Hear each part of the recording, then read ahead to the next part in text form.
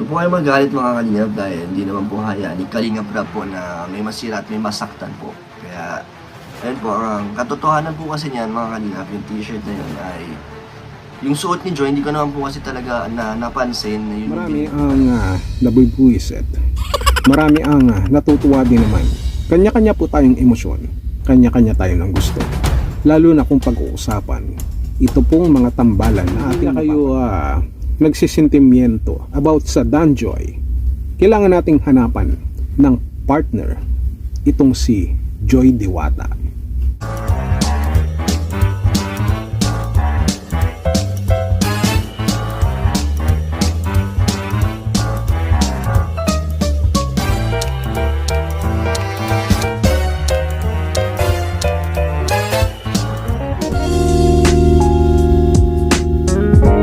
Ang sarap talaga mabuhay. Ang sarap maging guwapo.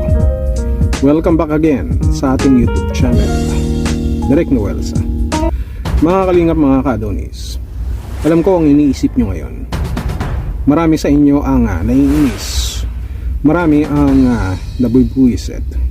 Marami ang natutuwa din naman. Kanya-kanya po tayong emosyon. Kanya-kanya tayo ng gusto.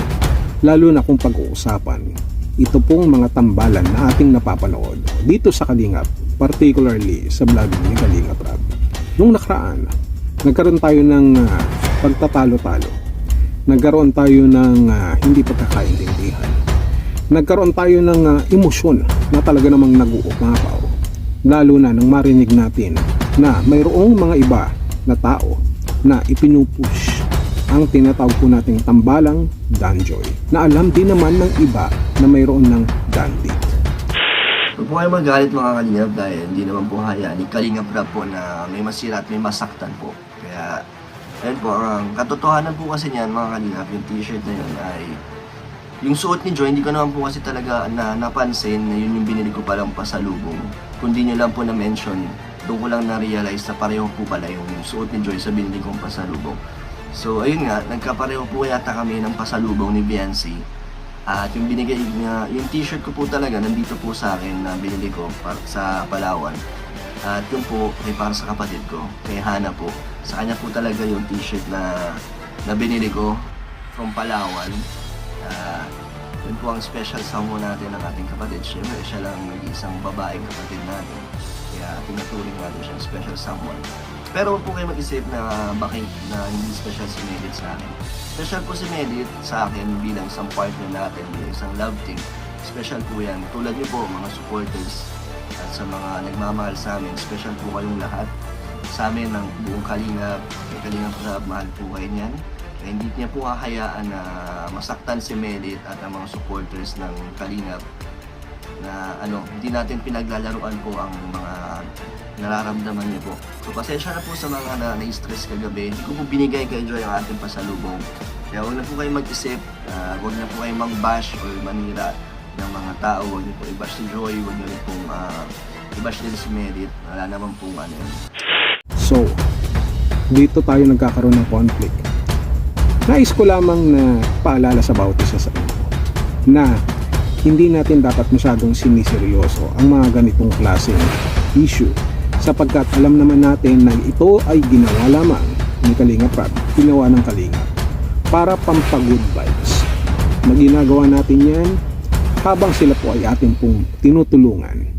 Kaya tulungan din naman natin ang ating mga sarili na maunawaan. Kung pag-uusapan naman ang tinatawag nating Dandit, kung ako po ang inyong tatanungin, ito ang ating pong nasimulan at ito ang dapat po nating tapusin. Sangayon naman ako na magpatuloy ang Dandit, syempre, dahil sabi nga nila meron daw silang chemistry na nakikita din naman natin. Hindi lang naman chemistry ang nakita natin, nandiyan din ang physics, ang biology, no? At marami pang sangay ng siyensya na magpapatunay na sila po ay hindi lamang tao, hindi lamang organism, kung hindi sila po ay bagay. Yes, bagay. Si Kalingap Dan at si Medit. Kung si Joy din naman at si Kalingap Dan, masasabi din naman nating bagay din naman. Depende na lamang yan kung ano po ang ating haharapin sa totoong buhay. Ngayon, kailangan po nating igalang ang kagustuhan ng bawat isa. Kagaya ng sinabi ni Kalingap Dan sa kanyang live na hindi natin hahayaan ang bawat isa na masaktan.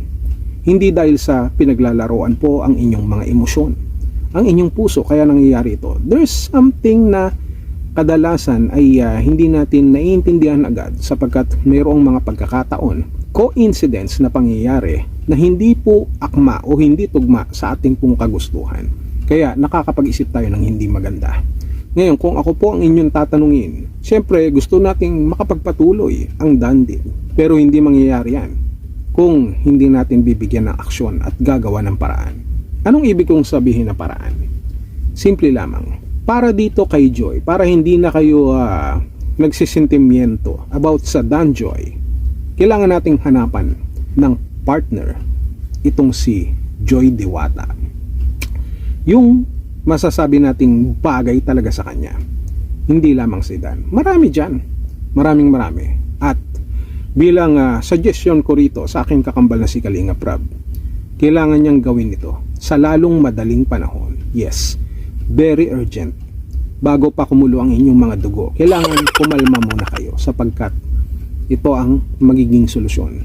Ito ang dapat para hindi na maapektuhan ang dandit.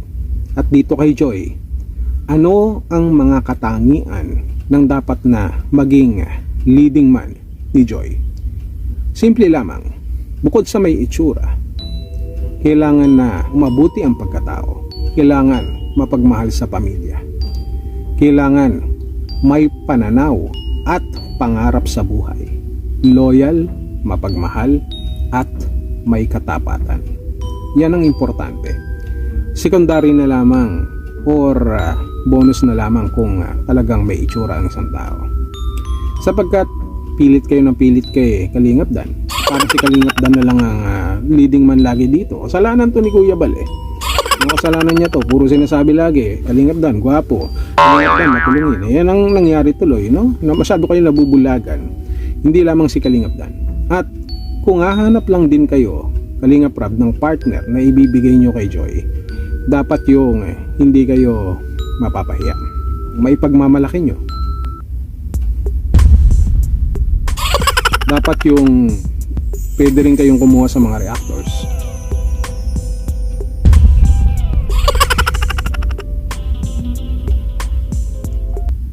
My goodness.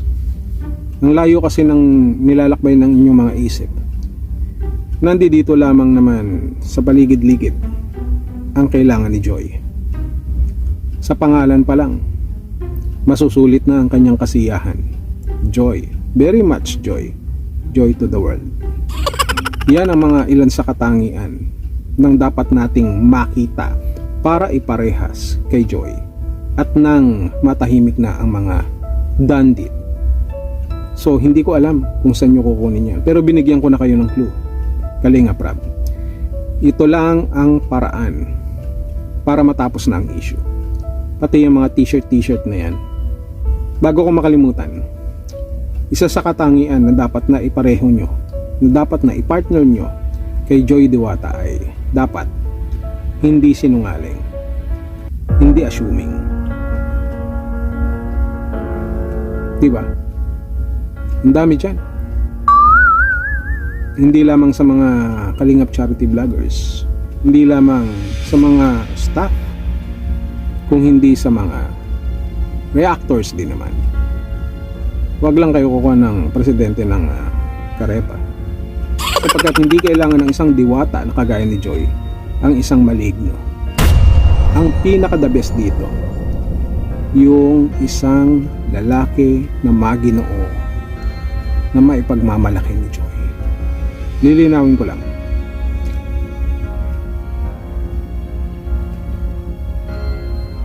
Hindi sarili ko ang sinasabi ko. Maraming iba dyan. Sapagkat marami ang mas deserving. Yun ang importante. Ang tunay na kasiyahan, kagaya ng pangalan ni Joy, ay hindi nangangahulugan na meron kang taong masasaktan, maapakan, o masasagasaan para lamang magawa natin ang ating mga kagustuhan. Ang tunay na kasiyahan ay yung masaya kayong dalawa at masaya yung mga taong nakapaligid sa inyo. Tunay na, tunay, wala nang iba.